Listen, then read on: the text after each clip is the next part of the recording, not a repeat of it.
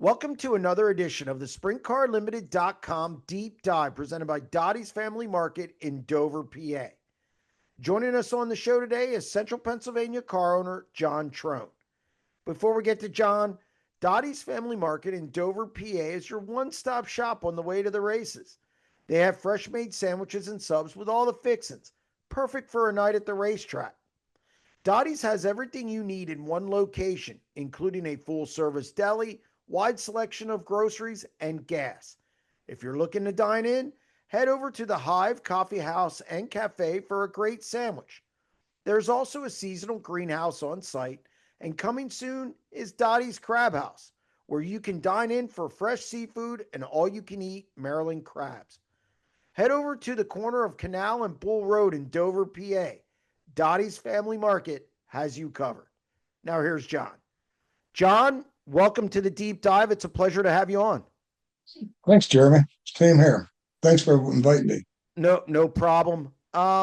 So I read some stuff about. Obviously, I know you as a sprint car owner, but it goes much deeper than that. And I want to start first, as I do with most guests. When did you first kind of get exposed to sprint car racing? Was it when you were a kid? When did it first kind of get on your radar? Well, when I was less than a year old, I was at Lincoln Speedway watching the races with my family. Okay. My dad had he raced. It was the era before sprint cars, and they had big coupes, and then they went to 30 by 90s, and eventually we went to sprint cars. My dad was in it all the way to when they had sprint cars. We had sprint cars. Our last driver in my dad's car was Tommy Spriegel. Raced his last race, I think it was at Williams Grove, or it might have been Susquehanna when we got hurt. Maybe we were in an accident. The car flipped onto me and my brother while we were working on our car in the pits, and my brother got his leg broken like 7 places. And my mom freaked out when nobody showed up to the hospital to see him. So that was the end of my dad's racing after about 30 years. Well, I sense that probably ended any thoughts of you being a driver. Well, my dad was an owner. He was never a driver. And my brother-in-law, Rod Gross, who now owns Tanner Thorson's car, he drove, and I worked on his car when I was a teenager before I went to college, and in the summer when I was home. So I've been around racing since I was born. Ed Stauffer, Lee Stauffer's dad, was my dad's crew chief for 5, 6 years, maybe longer. And he would take me to the races, and my dad would stay at the service station and work. And Ed Stauffer and I would go to the races. We raced Williams Grove, Hagerstown, all over the place. So that's how I got hooked up with Lee. His dad and I knew Lee since he was born. So small world. Yeah, and you went to Temple. I was reading a lot about you, and you went to Temple University, and now you own Trone Outdoor. A business guy, but you went to Temple for political science. How does that work, and how do you end up with Trone Outdoor, which I think anybody who's watched sprint car racing at this point knows what Trone Outdoor is, because it's on your cars, it's been on Greg Hodnett's cars, it's been on a lot of cars. How does that all work? You end up at Temple doing political science. My dad had a snooker station and a repair shop and state inspection and stuff. And I really didn't. Didn't mind working on race cars, but I really didn't like working on cars and getting all greasy and stuff like he did, and the hours he worked. And he raised 8 kids, so he did pretty good with it. You know what I mean? But I decided I wanted to go in a different route. I wanted to be a legislator. I wanted to go to Harrisburg and represent the community, because I was a student president council. I was president of that. I was president of my class. Uh, I was sort of trying to be a leader. But when I saw what people had went through in politics, I just thought, you know what? I think I got to go in a different route. So I got a job out of Temple. My first job was at York City zoning officer. And there was a company called Penn Advertising. They were a big billboard company in Central PA. They sold out their Lamar now, and they offered me a job. I was making like 10 grand a year and had a city vehicle. I thought I was really, doing good. They said, well, how about we'll double that and give you a car you can use all the time for free. So 365. I said, when can I join? I said, I gotta give a 2 week notice. So that's how I got in the billboard business. And when I got there, I was the real estate guy. I would go out and get the locations and negotiate with the property owners to build the signs. And I did that for about 2 years, and I thought, well, hell, I think I can do this on my own. So I found a little company with 30 signs, and I bought it with my dad and a couple of buddies of mine that each lent me 5 grand. I had 5 grand to my name at the time in my bank account. I was really loaded. And that's how I started. And that just led to another and another. And then I started building signs all over the state. And we're now in Maryland and Delaware. And it's, uh, it's, I built a really nice company, and I've got really good employees, and that allows me to race because I can generate enough income to pay the bills. And I didn't race for about 15 years because I bought a condo in Ocean City, and I wanted to get that thing paid off so I didn't have to worry about having those bills on top of race car bills. But that's so I sort of switched from being engine provider for TJ Stutz to being car owner. And the car So owner did change when Apple closed. Bob Stewart quit racing. I yeah, bought all their stuff, is and that that's when how. is that when you got into ownership? When so that would have been 2000 what? 2007, 2006, 2007. Okay, I have to look at this sheet that Sean Browse did for me when they had the John Trone night at Williams Grove. it all runs together, buddy.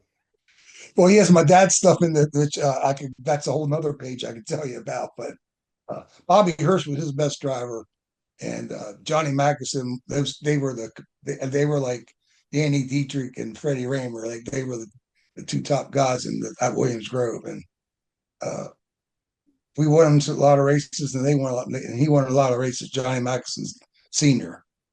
Right. That's how that started. And that's how I knew Johnny from his dad. And that was a long story. Is that kind of why you got into ownership? You started to have a little more money, obviously, with your business, but because your dad did it and you still had that love for, Yeah, and owning the engine, I thought, well, hell, the engine that costs more than the car does. The cars are cheap in comparison. So, I mean, now the engines are 75,000. You can still buy a frame for under 10 grand, with body parts and everything. So, yeah, engines were the big part of the 410 bill. Besides tires now. they don't get me started on tires. Yeah, I heard some rumors about stuff on tires for next year. Um, I've heard some stuff too. Maybe we'll get into that. But who was your first driver? TJ Stutz. Okay. And then how long did that last? And then where did you go from there? At some point, it was Doug Esch. Yeah, well, '05 and '06 is when I pretty much sponsored TJ. And how I got into that deal was my brother-in-law, Rod Gross, who owns Tanner's Car now. He told me he was going to sponsor TJ. So I went to the races and told TJ, hey, my brother-in-law is going to sponsor you. Well, then he decided he wasn't going to do it. And I thought, well, that's not how we work. So I just decided I'll sponsor him then. So that's how it all started. So So I you got sponsored railroad. TJ and brought him some motors and bought him some stuff. And then after I bought out the Apple team, then we raced, with that equipment for the next year, 2007 and 2008. And then I had fill-in drivers here and there. I can give you a list. It's a whole bunch of them. I need the sheet to cheat. How about in '08, I had Crimes for about 5 races. I forgot about In that. '09 and '10, S drove for me, but S broke his back at one point, and then Brent Marks drove for the second half of the year for me. And I also had Tim Gladfelder drove for me. He won a race at Lincoln. Brent didn't win any races when he drove for me, but he was only, I think, 18 at the time, 18 or 19. He was pretty fresh at that point. And Esch, it was in 2010. And then Kaufman, after Esch split, after Esch left, Kaufman, Keith Kaufman drove for me for about a half a season. Got a win at Port Royal, which made my day because I was always a Kaufman fan. I knew him since I was a teenager. So that really made my day. And then after Kaufman, we went to Hodnett for 11, 12, and 13. So 2011, 12, and 13. so Doug Ash, he got you Yeah, that. S was with me for like a year and a half. That was a pretty good deal. I mean, you guys won some races. I believe you won a national open. Yeah, he won that in the in the Leach in the in Leach's car. Leach's Yeah, car. But yeah, you guys had some wins. You kind of brought him along. Wasn't he in 358s? yeah. He was in 358s, but he was in Leach's car, and then Leach's quit, and then he was in my car, and then he quit, and then Leach's went back for a while. It was up and down, but yeah, that was 10, 9 and 10, and then 11, 12, and 13 was Hodnett, and we won all kinds of stuff. We won the speed weeks. We won Williams Grove points, Sealands Grove, Apps, Susquehanna at the time, whatever. He pretty much ran. We went to Bedford and we won. We went to Grandview and we won. We had wins all around. I think we had 30 couple wins in those 3 years. Was And the that the last best? year we Was only that the won best? about a half a year. Was that the best you guys? Was that the best? I would say. Was that the most success you've had as an owner in that 3 year stretch? Absolutely. Yeah. No doubt about it. And I still miss him to this day because we were like brothers. He only lived a mile away from me. We went to games together and did stuff outside of racing. And it's just every time I drive by Sherry's beauty salon, I just think of him and think of her too. But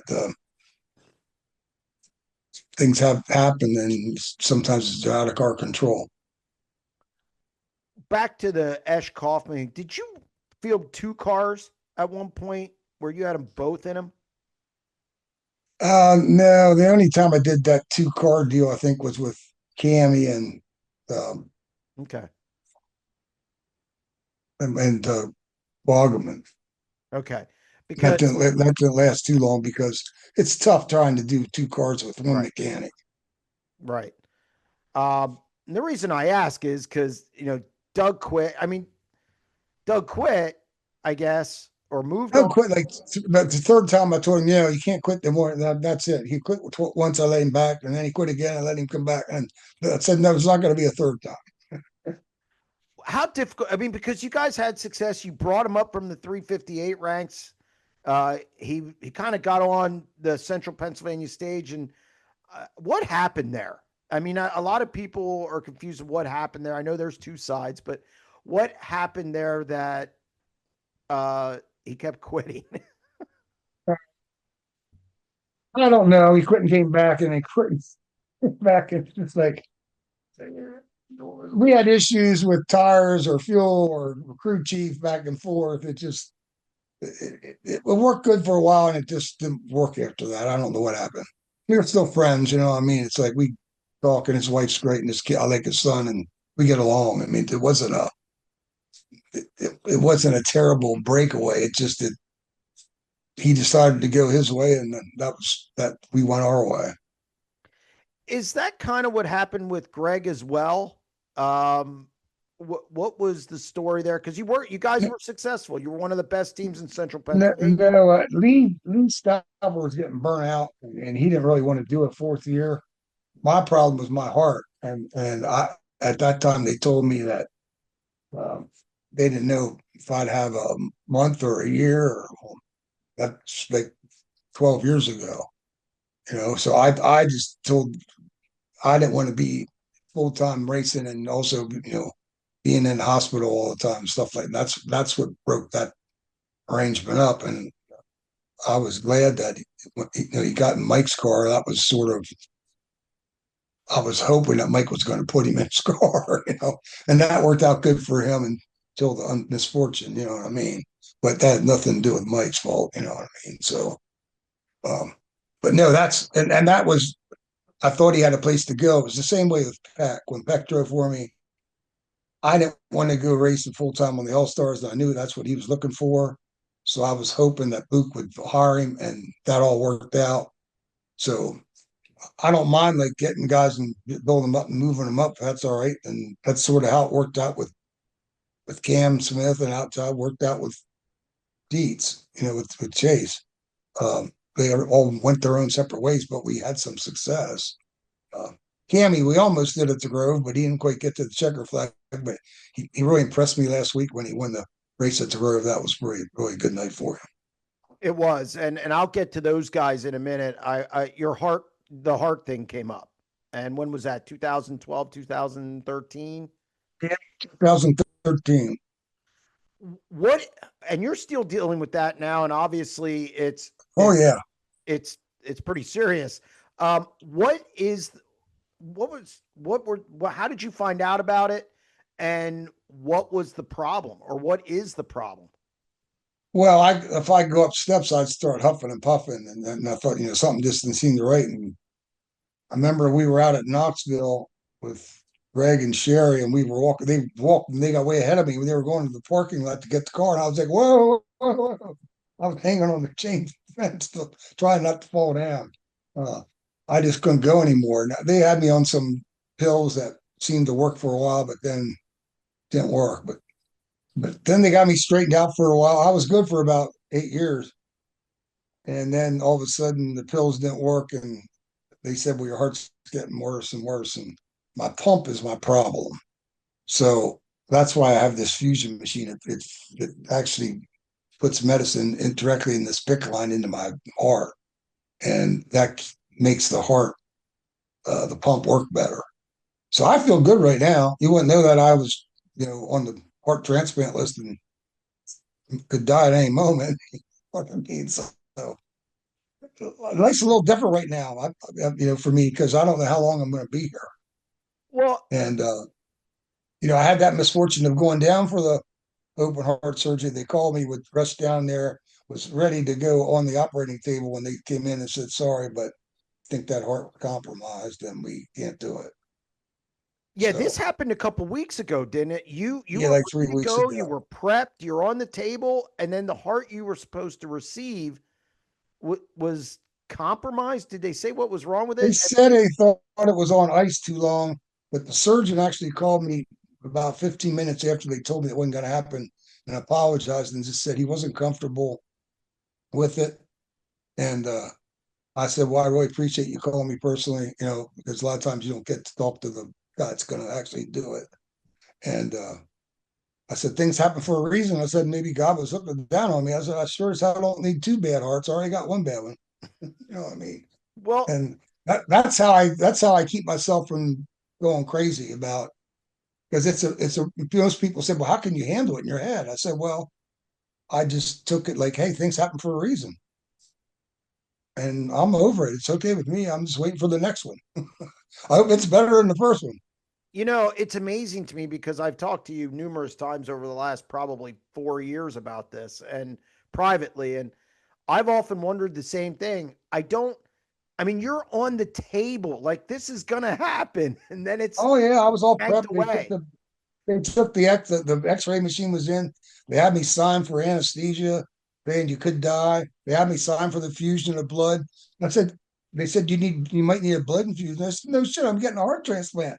So I signed out when they said, okay, all the documents were ready. They said, we'll have you in the operating room within the next 5 minutes. And like in 4 minutes, this doctor walks out and says sorry. I So it wasn't the best thing. My sisters were more upset about it than I was, but it's I'm okay with it. I'm just waiting for the next one. well, I hope you get one. Obviously, I mean, Jesus, you can't even be at ease when you're on the table because, well, it could just Yeah, well, you don't know what's going to happen. You know what I mean? And you don't know where the heart's coming from. And they said there was a logistics problem. So I don't know if it came by helicopter or by plane, or you right. know how it got there. But apparently it took too long. So maybe Well, that was a might have been luck in the mirror and don't even realize it. yeah. I mean, I think you got extremely lucky there. So you decided, okay, the deal with Greg and Lee was done because of your heart stuff, but you were still around. Like, Yeah, I took like that year off, like after 13, I was sort of off for like a half a year there. but then you came No, it back, was 14. I didn't race I didn't year in 2014. right? But then you come back I in took 1 year 15. off. Yeah, came back in 15 with Gladfelder. That's when he won at Lincoln. And then 15 and 16, and then 17, 18, and 19 were with Corey Hawes. Yeah, And we won races at the Grove. We won races at Lincoln. We won a race at Trailway, the last one, which was great because Trailway owners are good friends of mine. And I got the one with the tractor trophy, and Corey knew I wanted that, so he gave it to me rather than it was only one, and he gave it to me. So that was really cool. and since then you've had just a litany of drivers. You've had Cale Thomas, Chase Dietz, you've had Troy Wagaman, Sirwald, Cody Hart. Sirwald, Peck, Yep. but Dietz we had for 2 years. I mean, he was with us 21, 22. And then we had, well, and a half, a year and a half. And then Cam Smith and Troy Wagaman. And then Moody ran a few races for us. And Williamson came in one race at Baps, but we didn't make the show. And Dominic Valera ran it a couple nights. And Linton Jeffrey came in the beginning of the season. This year, at least, he didn't take out two cars. So I'm now sponsoring him out of Knoxville. I have a Trone outdoor car at Right. Knoxville. What's your involvement And with that? I'm just a sponsor. And, we're good friends, and we use his wings. And, Lucas does his wings here in Dillsburg. So it's a sort of friendship deal. And I'm just a sponsor. Okay. I mean, I had Lenny my motor just back fresh. First night here, 18 laps, and it didn't blow up, but it's got a problem. I had to send it back. But that happens. Yeah. So I want to Chase Dietz, Troy Wagaman Jr., these and Justin Peck, those three guys. I think, and as an owner, it seems like your car's changed a bit. I mean, it went from, Doug Esche brought him up and you really kind of jump started his career. And then you had Greg. Greg you were just winning a lot of races. Then you get Chase, who maybe wasn't as developed yet. Troy Wagaman Jr., maybe not as developed yet. Justin Peck wasn't Justin Peck yet. Did you think your car changed into, I hate to use the term developmental car where you're helping guys move on, but it seems like that's what happened during that stretch. It seems like we're a feeder, yeah, like a feeder car. Come here right first, and then you'll get a good ride later. Why? Okay. To be honest about it, that's the way it seems. It seems like we get guys, we get them up running, and then they jump ship and goes elsewhere. But things happen, like I say, things happen for a reason, and you just move on. I'm just trying to do it and have fun and try to be competitive. And it's been a struggle lately. I mean, Yes. you've and why is that? What's been the biggest problem? I mean, you had Cody Hartlob in it. I think he's a coming guy. I think he's up and coming, obviously, even though he's, I think, 27, 28. But, you I know, don't know what happened there. We were doing great during speed weeks, and then after that, we sort of lost our way and couldn't get it going. And I found out that he wasn't going to run our car next year from Kevin. He never even spoke to me about it. So I'm not exactly sure what happened there, but he decided to go back to his own team, and that's was his decision. so, and then I guess obviously you had the Callum Williamson experiment. You had, I mean, you've had a lot of guys in it lately. Is it, and I think you've taken some probably criticism from fans. Oh yeah. How do you deal with that? Do they, because Well, they, it's I get short term prac memory. I get flack because they say, well, you don't hire any local guys. And it's like, well, I can't find any local talent that I think is there is some local talent, but some of the local talent they want to run their own race cars. They don't want to be in somebody else's car, or they want their guy to come along with them, or it just things. I remember when Honda drove for Hamilton, they had six different motors and six different chassis, and he could never run good at all in that car. Jumped in my car and he did wonderful. So why is it like that? Why does some I mean, why is Corey Eliason getting fired from all these rides when he used to really do good? Is what's why does that happen? I think it's situational. I think you can have the best driver, the best owner with the most money and the best crew chief, and it doesn't necessarily mean it works. I mean, look at you brought it up with Hodnett and Hamilton. Everybody thought they'd kill everyone, and Right. it just didn't It work. work. You got to click. It has to be the owner, the mechanic, and the driver all have to come together. And if we had a good thing going with Hodnett and Lee, and but Lee got burned out there after the third year, and he didn't really want to do it the next year. So with that and with my health, that's why he ended up moving to Mike's car, and that was where I wanted him to go because I thought that was the best ride out there that was going to be available to him, and that worked out good. You know, what I mean, until like we Right. said, Now in 2018, we all remember it, and you were friends with Greg, did stuff with Greg even outside of the races. It was at Baps Motor Speedway. I were you there the night he died? thank God I wasn't. I called Sherry that night and told her not to go to the races because I found out about it, and she was already on her way. Okay. So, but I did not go up there. I'm glad I didn't. I'll never forget where I was standing. Uh, it's just I was on the observation deck above the suites.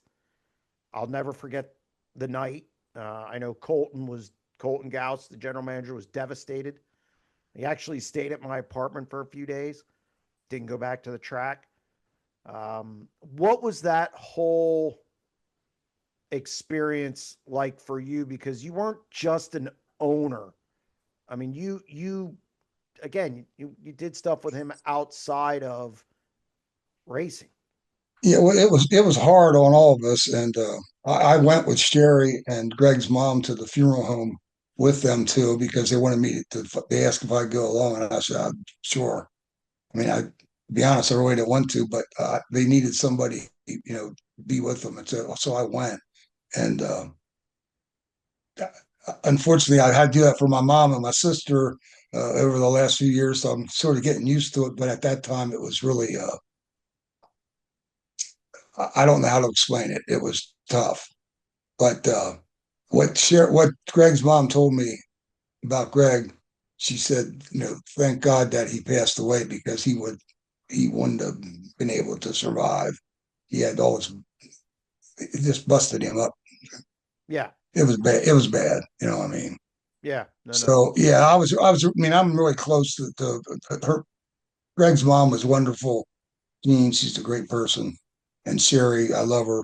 I've known her forever. She's cut my hair for 30, 40 years. So we're old time friends. So it was really tough on all of us, and it's like I said, we miss him to this day, and it's nothing that we can do. But one day we'll be up there with you, buddy. How did that change you as a car owner? Because I know talking to Mike Hefner, obviously it was his car, so it might be a little different for him. But did that change maybe how you looked at things, both as a car owner and also in business and in life in general? Somewhat. I'm a little concerned about hiring drivers that have kids because if something would happen to their daddy and he got killed in my car, um, I don't know how I'd be able to handle that. That would be tougher, I think, than not getting the heart because I would feel that I'd be involved because it was my car that it happened in, And I don't know. I know it was tough on Mike when this all went down. So that's part of racing, and we all know it. And so it's not like we can cry about it, at the time we can, but it's like you can walk out and the bus hits you tomorrow and you're dead, or somebody runs into you on the highway. You just never know when your number's up. So that's sort of how I think you have to handle that. But it's not easy on car owners when somebody gets killed like that. It's interesting about hiring drivers who don't have kids. So I'm assuming you're getting, obviously, you parted ways with Derek Hauk. We had it on the 90 at 9 this morning. And I'm sure your phone's ringing because when an owner has an open seat, the phone calls start coming. And it's got to be hard. I'm sure you maybe turned down some drivers who would do okay in your car because they had kids.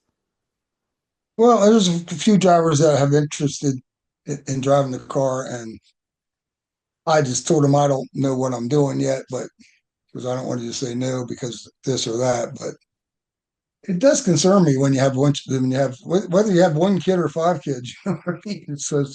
It would just be five times as bad if somebody got killed in your car with rather than one kid. But Right. that's why I sort of like the young kids, or like which was Peck and Cam and Kale. I mean, but Corey, yeah, Corey and Corey has kids now, but Beats, he didn't have any kids and still doesn't. So I just prefer that, but that's not saying I'm not going to hire somebody with kids, but that just concerns me more.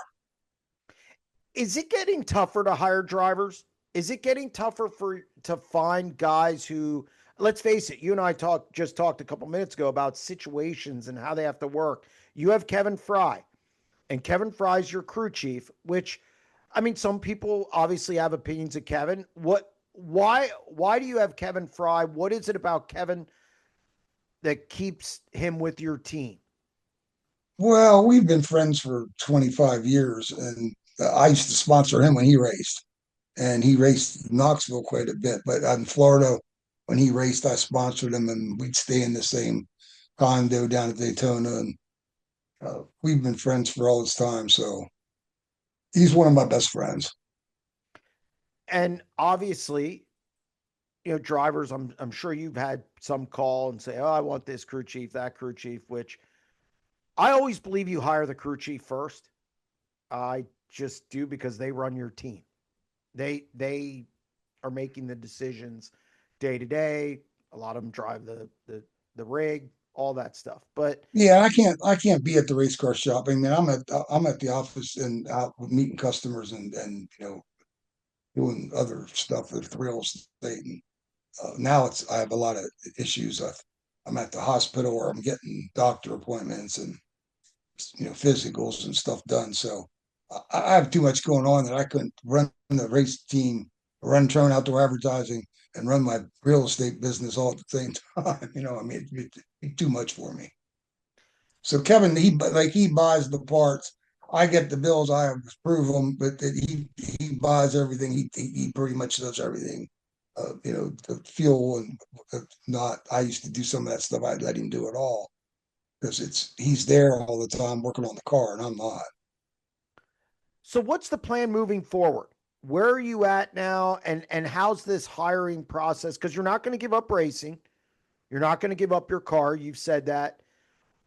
What's the process now? First off, what's your timeline to bringing in another driver? Well, I wanted to take a little break, uh, just so we can get parts and get another new car put together. So we have two. I like to have two cars ready to race. It's in case you destroy one, you don't have to then go crazy building another one. You got one sitting there to use. So we've got that. Our engines department's in good shape. Um, so it's just a matter of who the right guy is that comes along. Um, then I'm just going to wait until I feel comfortable, and then we'll go again. Maybe we'll go in a month, maybe we'll go in 2 weeks. I have no idea, but once hire somebody, then we'll go. you know? So at this point, I'm sort of keeping my eyes open, and like things change in racing. There's like this week, Corey is out of a ride, so and Jeb Wise is out of a ride, but he's he wants to be in the Outlaws or High Limit, which I've done some high limit races, but I don't want to run a tour. Right. Um, so I still want to just be run local, Williams Grove, Lincoln, Port Royal, Sealands Grove, close to home. And how much does your health come into play there too? I mean, obviously, you want to take care of your health things. I'd say, I don't know what to say after you were actually 5 minutes away on the table, but um, Well, if I get the actual transplant, then I'm going to be in the hospital for anyway from a week to a month, depending. Sometimes you can be out in 4 or 5 days. It depends how if you don't have anti-rejection issues and stuff from the medications. So, but then I'll have to go to Temple twice a week, I think, for 4 months, and then once a month for like a year. And then if everything's good at that point, then they'll release me and I only have to go once every 6 months. But that's a long way. That's a long way away. I probably got to make a year. They don't want me to be around dust for a year, so I haven't quite figured out how I'm going to solve that problem. But yeah, that's going to be a major issue. well, the box at the Grove's pretty good. I think as long as I wear a mask going up the steps, and down, and Baps has boxes now, so I'm sure I can arrange something with Colton on that. And Lincoln was nice enough to say I can use their box that wasn't rented this year. One of them was available. They said whenever if we race there, I can go in their box. But I still got to walk from parking lot to the box to get, and it's dust on the way in. So I guess I have to be one of them guys with a mask on, coming into the track. But maybe I'll have to stay home and watch it on flow. I don't know, or dirt vision. But Small that just price to doesn't do you pay. any good.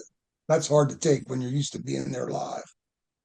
Yeah, explain that. I mean, you've been in the hospital a number of times. We've heard about it. What is the difference for you as a coroner watching from a hospital bed or at home because you can't go, as opposed to being there? Well, it sucks because they only show the top five cars normally about 29 out of 30 laps. I mean, so, and most of the good racing's from about fifth to 15th normally. So you don't get to see any of that. That's a spam risker. Sorry about that. That's all right. But yeah. So you have no timeline. Um, is You said you're keeping an eye on guys. Are these younger guys in other divisions, or could it be a veteran guy who lost their ride? Or do you call Corey Eliason and see what he wants to do? Maybe for, say, Pennsylvania Speed Week, like you and I talked yesterday. Yeah, I mean, if he doesn't have a ride, maybe I consider putting him in for if he wanted to race it for speed weeks or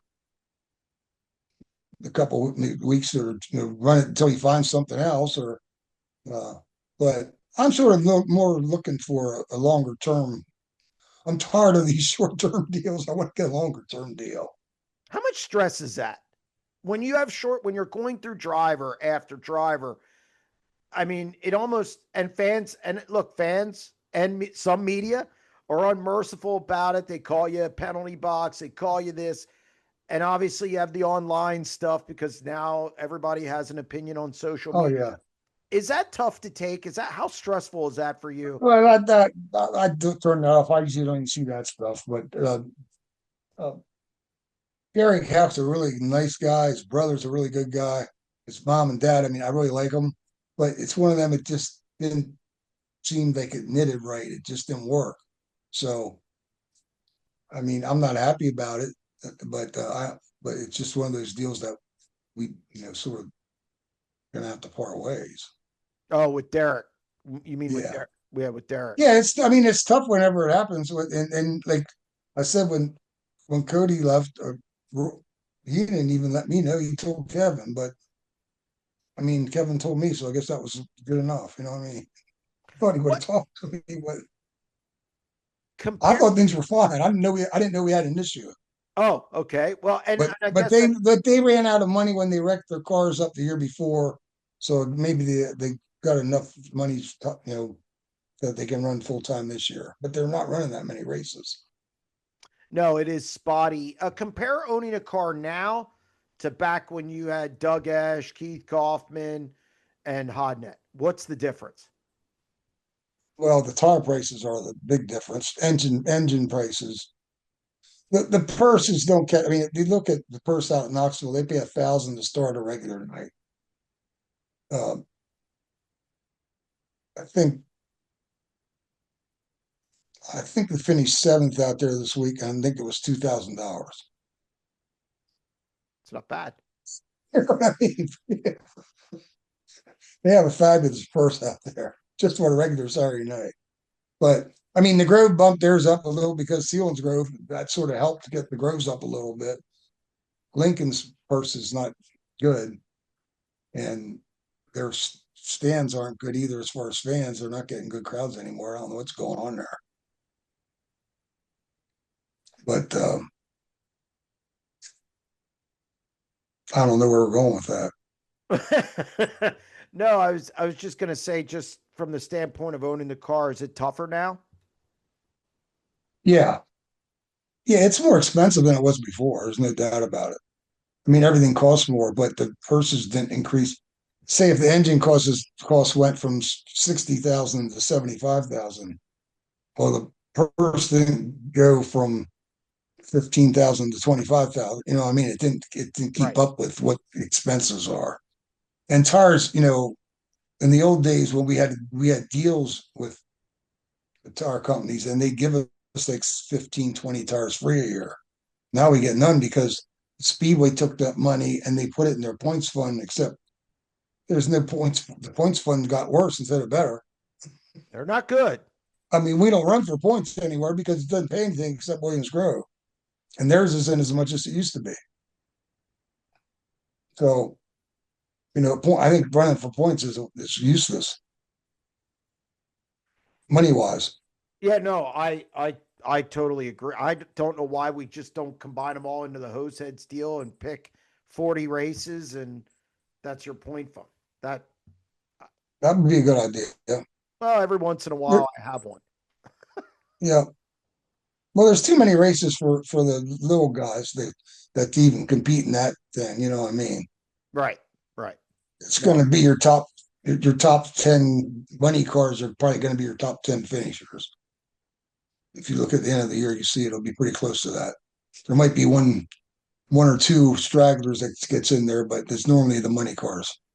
well, and it's also the cars that run the most races here, and the exception to Yeah, yeah, Macri. Macri's the exception because he wins a lot. yeah, yeah, yeah. He doesn't have to run as many. What um if you could change one thing in sprint car racing, uh what would it be? Well, if I could change it now, I'd probably say limit the motors that they'd all have to be like same,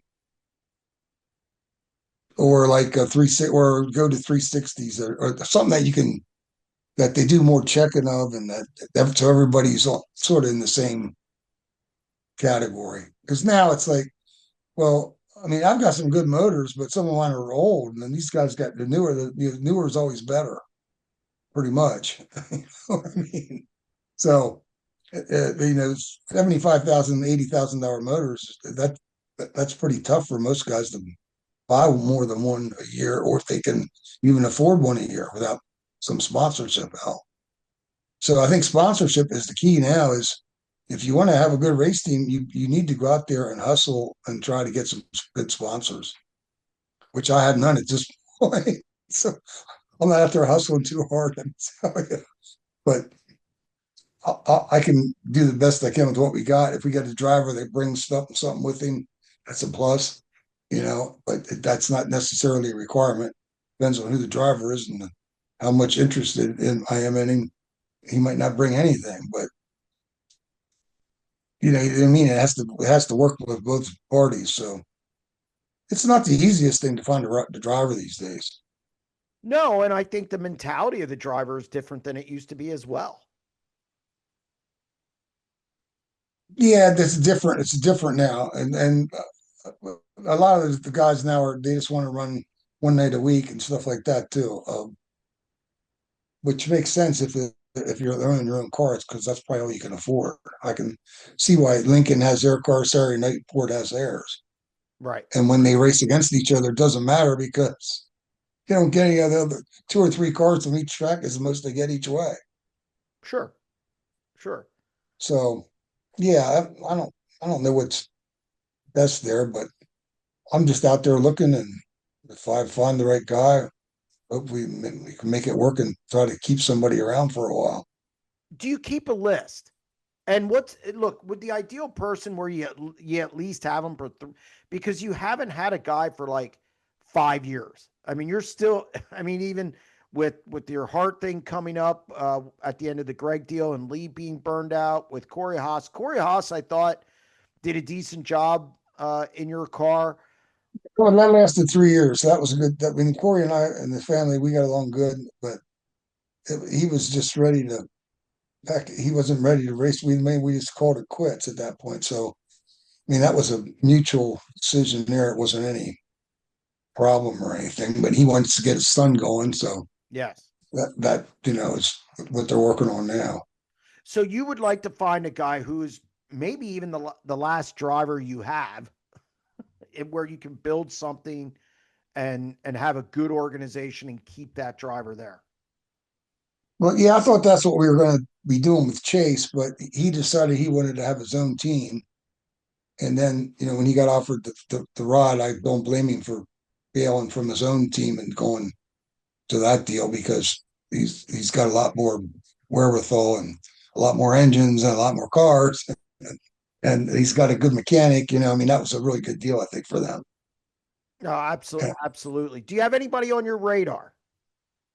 Yeah, I've got a few guys out there that we're talking to. You're gonna any hints? Mm, well, most of them are from Pennsylvania so far. Oh well, that'll make the fans happy. Look at you becoming a fan favorite then. Yeah.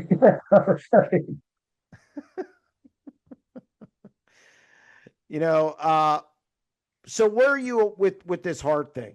Are you up on the list? Or are you at the top? I mean, you should be at the top of the list. They don't bump you down if you.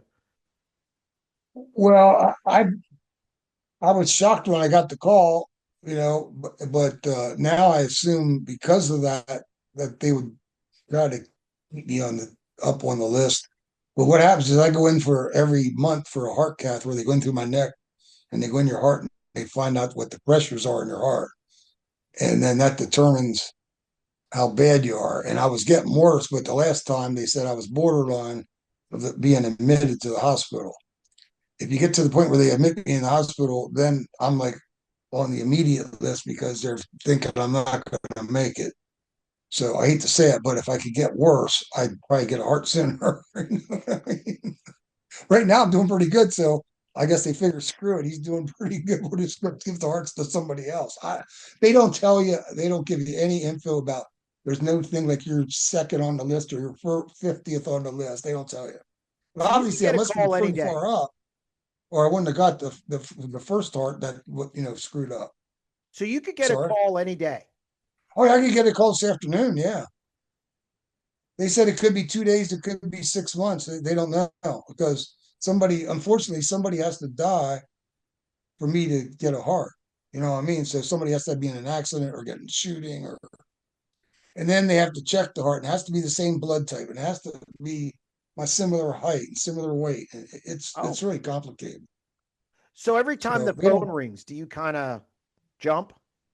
They told me answer the phone even if it says spam because we use different lines and stuff, and sometimes it comes through as spam.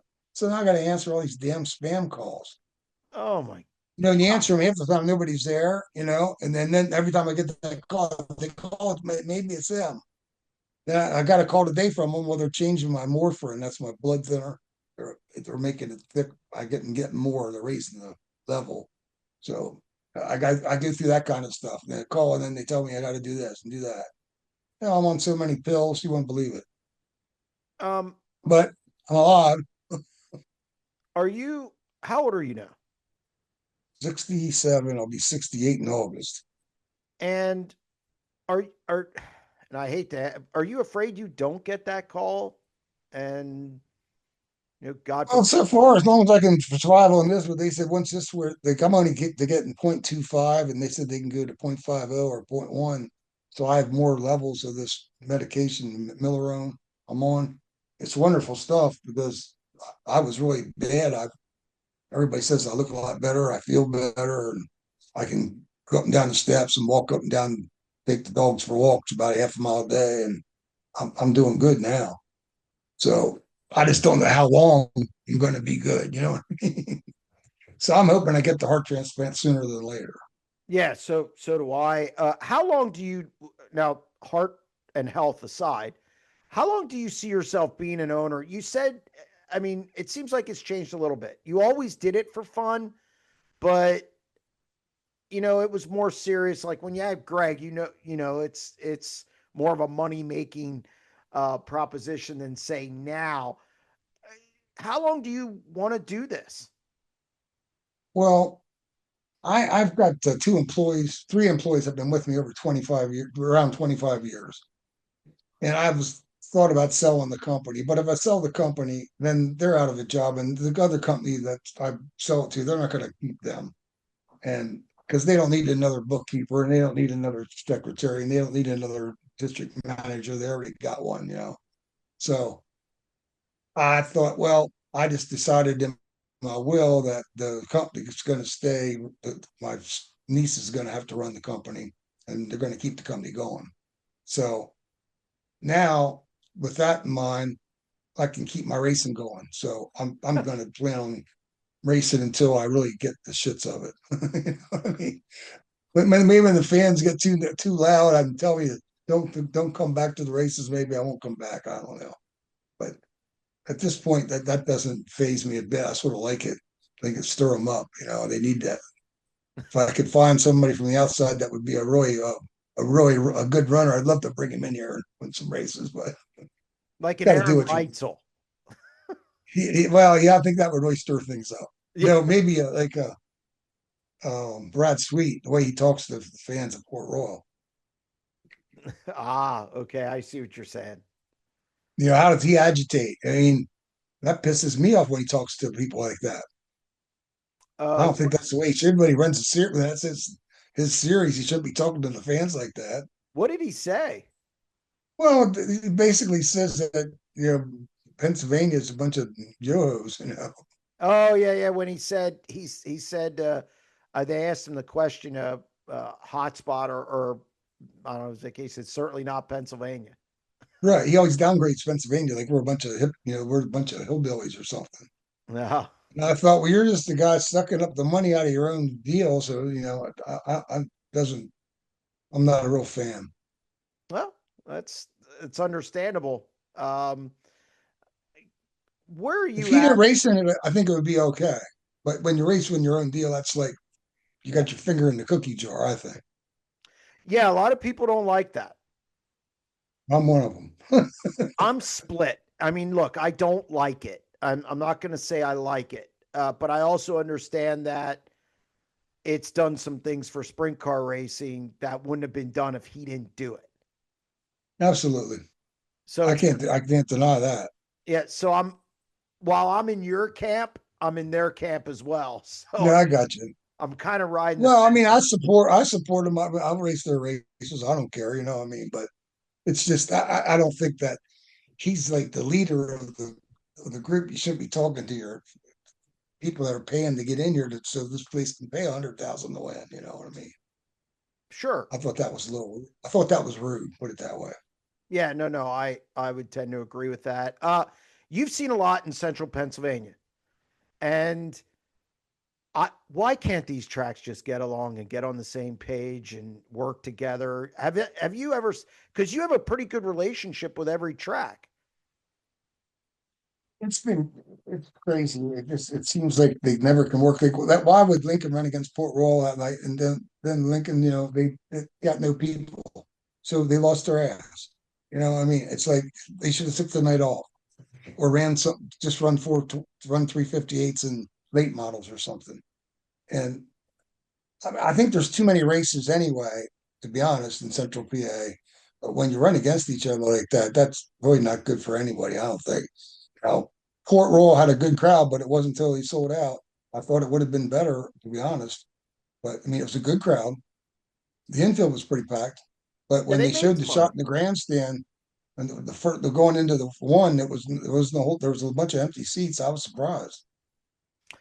Yeah, I think the ends, each end had some empty seats. What were your thoughts? I mean, obviously scheduling over top of each other, rules. There's all kinds of things that I just feel. I mean, you're a business guy. Uh, it just seems like it's counterproductive. I agree, but then they went and the Labor Day thing. Lincoln, they've run the 2 night deal, and that's against sport. And Yeah, I mean, when I was a kid, Sealands Grove ran Saturday night, Port Royal ran Saturday night, and Lincoln ran Saturday night. And they all got about 25 cars. yeah. Sealands Grove may be a little less, but I mean, I think Sealands Grove sometimes seriously be better running Saturday nights than running Sundays and Fridays. That's a good point. I I just think times are different. I remember those days too. I remember running to see who won at those places, but it's a different time. I don't think we can compete for the entertainment dollar as much as we could back then.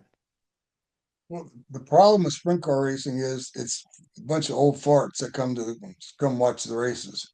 We just can't get the young generation into it like when we were kids and we went every week. But there's kids at the races, but not nothing like it used to be when we were kids. Yeah. It's just not the same. And everybody's half the kids are on their phones and doing stuff, and they're just not interested. It's I mean, when they have kids nights and stuff, they get some kids, but nothing like it used to be. But the crowds are not good either. I mean, recently the crowds have been bad. I think everywhere I think except for weekly, Port Royal. yeah, weekly racing though, it's bad. Yep. I mean, BAP's crowds this year have not been very good. Last year they were much better, I thought, Yep. and it's tough, and you pay a person. It's like sometimes I think it's tough on these track owners right now. I don't know what they do to get more fans in there, but they need to do more advertising or more something to get something people stirred up about it. No, I agree. Because we won't be able to get better purses if we don't get more people in the grandstands. I think flow and dirt vision really hurt the local tracks because if it looks like rain and you're 65, 70 years old, you want to drive an hour to the track that you go to just about every Saturday. Well, how about hubby? We'll just stay home. The bathroom's right there. We don't have to walk all the way down the hill. And we don't have to pay $5 for a cheeseburger, and French fries went up $5 now for a small one. I think that some of the tracks are getting their prices a little out of whack on like concessions and stuff, and I think that hurts the fans. I I really do. Yeah, no, I can't disagree. I do know weather like this weekend. It doesn't look good again, weather Friday and wise. Saturday. I know. And if even whether you're young, old, middle aged, you're going to look at the forecast and you're going to stay at home. Well, poor Williams Grove, Kathy. I mean, that's been a shame. Yes. She lost how many? She lost like 9 shows or something already. That's Um, almost a third. seven or I think eight, it's 8 or 9. yeah. That's almost a third of their schedule. They only have 31, 32 races. No, I agree. It's So I mean, to be honest, it probably saved her money because most of those races don't get good crowds. Now, if it's the Jack Gunn Memorial or Mitch Smith Memorial or something like that, then they get a decent crowd. And speed weeks they do good, and the outlaw races they pack the place. But if it wasn't for outlaws, I think she'd go to just special races.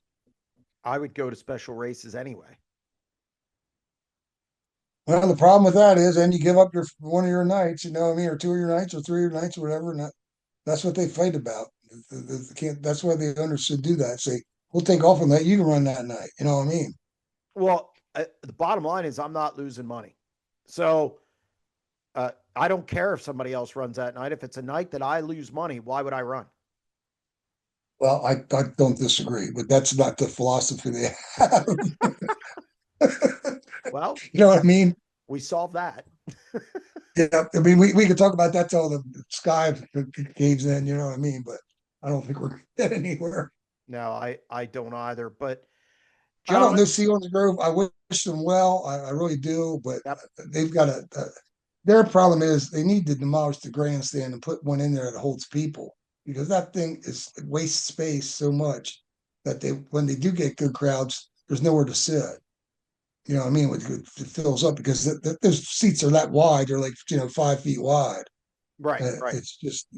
It just doesn't work. I mean, I don't think how that works money wise that you can make money. I mean, I Well, hope they can. I wish them the best. You know what I mean? And we're going to race there when they have a Sunday night race or whatever. It doesn't, we'll try to help them out when we can, but it's going to be tough for them, I think. And their purses they're paying great for late models, same as sprints. yeah, they actually You know what went. I mean, it's the I thought same. they That's went too high.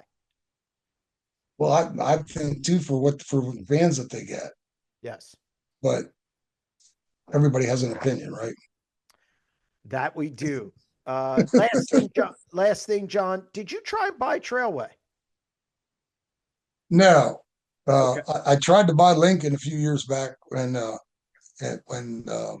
what Stern, Weldon Sterner and I and Greg, we were going to go into it, the three of us, and I wrote the contract, and they rejected it, and they wanted more money, and I said, look, guys, I said, what if we get like 10 rainouts?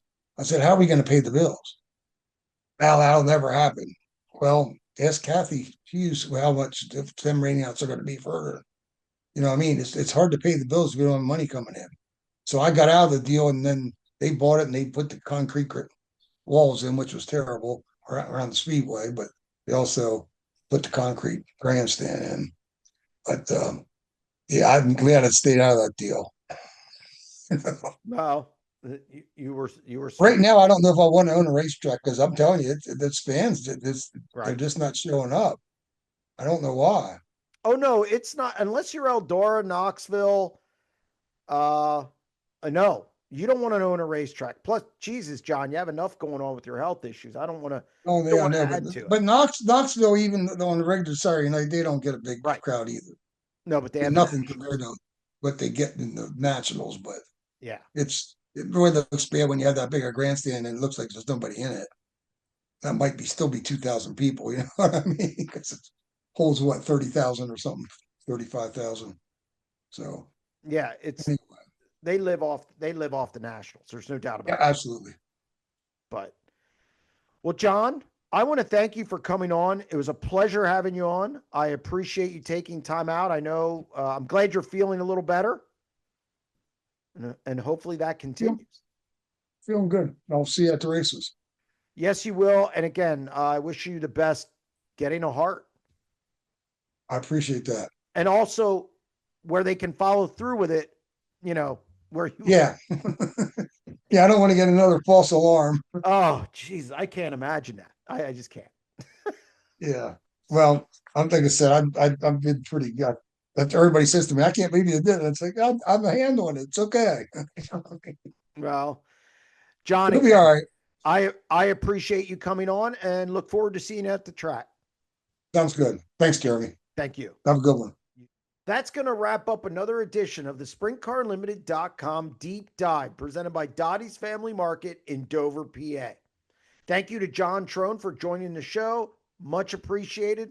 Also, if you like the content on our YouTube channel, don't forget to hit that subscribe button. You can also check out our daily exclusive content at SprintCarLimited.com. We'll be back next week with another edition of the deep dive.